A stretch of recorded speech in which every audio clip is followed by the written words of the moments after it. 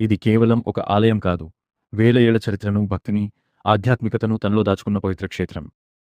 తమిళనాడులోని కాంచీపురం నగరంలో వెలసిన శ్రీ ఏకాంబరేశ్వర స్వామి ఆలయం పంచభూత స్థలాలలో భూమితత్వాన్ని సూచించే మహాపుణ్యక్షేత్రం.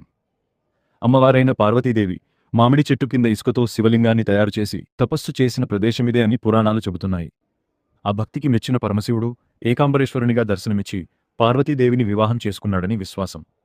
ఆకాశాన్ని తాకేలా నిలిచిన అద్భుత రాజగోపురం, విశాలమైన ప్రాకారాలు, వేలాది మంది భక్తులను ఆకర్షించే దివ్యమైన వాతావరణం ఈ ఆలయ ప్రత్యేకత.